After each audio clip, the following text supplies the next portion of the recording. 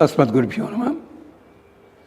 మన వాళ్ళు ఇప్పుడు అడిగే ధర్మ సందేహం శ్రీమద్ రామాయణంలోంచి.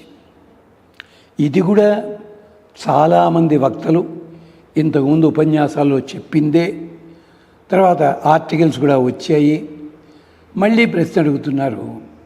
ఈసారి అక్కడ చెప్పిన సమాధానాలు మాత్రమే కాకుండా ఒక పెద్దలు జస్టిస్ హిదయతుల్లా గారు ఉన్న సభ లోపల ఎవ్వరూ చెప్పని ఒక కొత్త పాయింట్ని ఆయన 1974లో చెప్పారు. అది ఉదాహరణగా పెట్టుకుని ఇవాళ ఈ సమాధానం చెప్పుకుందాం. ఏమిటంటే అది రాముడు వాలిని వధించేటప్పుడు చెట్టు చాటు నుంచి కొట్టడం ధర్మమా? రాముడు ధర్మమూర్తి అంటారు కదా, మరి ధర్మం ఎందుకు తప్పాడండి? చెట్టు చాటు నుంచి ఎందుకు కొట్టాడు? తప్పు కదా అది. ఇద్దరు యుద్ధం చేస్తుంటే మూడోవాడు వెళ్ళి పక్కవాడిని చంపితే అది అన్యాయం కదా, యుద్ధానికి వ్యతిరేకం కదా. ఒకవేళ నీకు ఇష్టమైతే ఎదురుకుండా వెళ్ళి యుద్ధం చెయ్యి, చంపు, అభ్యంతరం లేదే. వాళ్ళిద్దరూ యుద్ధం చేస్తుంటే నువ్వు బాణం వేసావు, చెట్టు చాటించి కొట్టావు, అన్యాయం కదా ఇది తప్పు కదా. ఇది అంటారు, నిజమే. కానీ రామాయణంలో రాముణ్ణి ఈ మధ్యన ప్రతివాడు మాంసం తిన్నాడు. ఎక్కడ తిన్నాడయ్యా? వాక్యాలు తీసుకోండియ్యా, అక్కడ ఉన్న పదాలు ఏమిటో చూడండియ్యా. 13 శ్లోకాలు ఉన్నాయి రాముడు మాంసం తిన్నాడా లేదా చెప్పడానికి. కళ్ళు మూసుకుపోయిన వాడు మాట్లాడుతున్నారు. వాళ్ళు కూడా వాలి వధకి చెప్తున్నారు. రాముడే సమాధానం చెప్పాడు వాలిని ఎందుకు కొట్టవలసి వచ్చింది అన్నదానికి. ఆ కారణాలేమి ఎత్తుకోని నేను, మిగిలిన వాళ్ళు ఎవళ్ళు ఎత్తుకొని కొన్ని కారణాలు చెప్తాను. ఇవే కారణాలు అప్పుడు శ్రీమాన్ కెవి సంతాన గోపాలాచార్యుల వారని వారు చెప్పగా జస్టిస్ హిదయతుల్లా గారు ఆశ్చర్యపోయారు. మొదటిది ఏమిటో తెలుసునా? వాలి రాజద్రోహి. ఎలాగంటారా? వాలి ఉన్న సామ్రాజ్యం అంతా కూడా దశరథ మహారాజు ఏలుబడిలో ఉంది. అంటే నువ్వు కప్పము చెల్లించినా చెల్లించకపోయినా దశరథుడికి సామంతరాజువి. ఇక్ష్వాకుణాం ఇయం భూమి సశైల వనకానన అంటాడు రామచంద్రస్వామి. అలాంటి వాడివి. రాముడికి కష్టం కలిగించిన శత్రువు ఎవడున్నాడో రావణాసుడితో సంధి చేసుకున్నావే నువ్వు. అంటే నువ్వు ఈ రాజ్యంలో ఉంటూ శత్రు సైన్యంతో చెయ్యి కలిపావా? అంతేకాదు, చెట్ల పై భాగాలు మావి, చెట్ల కింది భాగాలు మీవి అని ఇచ్చేసావా? ఇది రాజద్రోహం కదా. అంతేకాదు, ఒక మంచి పని చేశాడు వాలి. సైన్యం మాత్రం రావణాసుడికి అప్పచెప్పల, అంతే. కానీ ఇండియన్ పీనల్ కోడ్ లేదా క్రిమినల్ కోడ్ అలాంటివి ఉన్నాయి కదా, మిలిటరీ కోడ్. దాంట్లో ఏమిటి తెలుసా?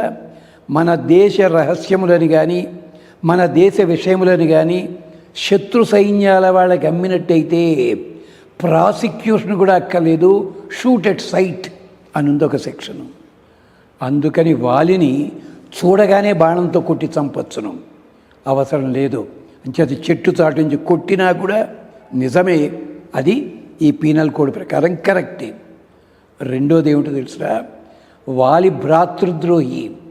తన అన్నగారు తమ్ముడు, తండ్రి గారు అన్నకి తమ్ముడికి ఉమ్మడిగా ఉండాల్సిన భార్యనిస్తే ఎవరిని? తార, రుమ సుగ్రీవుడి భార్య ఎత్తుకెళ్ళిపోయాడు. అంటే తమ్ముడి భార్య తారను తను అట్టే పెట్టినాడు, రుమని కూడా పట్టుకుపోయాడు. తప్పు కదా అది. ఏదైతే ఇద్దరికి అనుభవం తగింది ఉందో జంతు శాస్త్రం ప్రకారము అది తప్పావు కదా నువ్వు. భ్రాతృద్రోహి. ఇంకోటి ఏమిటి తెలుసా? సమాజద్రోహి. ఎలాగంటారా? ఒక ప్రముఖుడైనటువంటి మహానుభావుడికి బ్రహ్మాండంగా ఏమిటది బీర్లు ఇలాంటి గట్రా చేసే కంపెనీ ఉందనుకోండి, అతని దగ్గర పనిచేసే కార్యకర్తకి బెల్ట్ షాప్ అయినా ఉండకుండా పోతుందా? ఆలోచించండి. అదే జరిగింది ఇక్కడ. వాలి రుమని ఎత్తుకుని వెడితే వాలి అనుయాయులు సుగ్రీవుడి స్నేహితుల భార్యల్ని ఎత్తుకుని వెళ్ళారు. వాడు ఒక్క తప్పు చేస్తే వీడు 100 మంది తప్పులు చేయించాడు. మరి శిక్ష పడద్దా? పడింది. అందుకోసం జంతుద్రోహి. జంతువుల ధర్మం ఏంటో తెలుసునా? ఒక మగ జంతువు ఇంకో ఆడ జంతువుతో జత కట్టాలన్నట్టయితే ఆ ఆడ జంతువు తాలూకు మగ జంతువుని చంపి జత కట్టాలి. ఇది మనకి మహిషాసురమర్దని కథ లోపల కూడా వస్తుంది, చూసుకోండి. అంచేత నీకు ఉన్నట్టయితే ఇష్టం ఉంటే సుగ్రీవుడిని చంపు, రుమని పట్టుకెళ్ళు, అభ్యంతరం లేదు. సుగ్రీవుడు బతికుండగానే పట్టుకెళ్ళేవే భార్యని, ఇది కూడా తప్పు కదా. అంచేత దేశద్రోహి, రాజద్రోహి, సైన్యద్రోహి. ఈ వానర సైన్యం అంతా ఎవరండి? దేవతాంశలే కదా. వాళ్ళంతా ఎవరి కోసం వచ్చారు? రావణ వధకి రాముడికి సేవ చేయడానికి వచ్చారు. నువ్వు వీళ్ళతోటికి ఏం చేసావు? అక్కడ సంధి కలుపుకున్నావు నువ్వు. రాజద్రోహి, సేనాద్రోహి.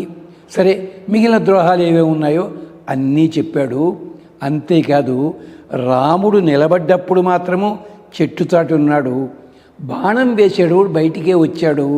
ఎలాగో తెలుసునా?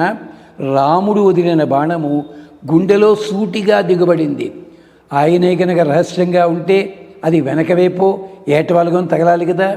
లేదు, అది ఇన్ని కారణాలున్నాయి. జత వాలివధ ఘట్టాన్ని ఒక్కసారి మళ్ళీ కిష్కింధాకాండ తీసి చదవండి.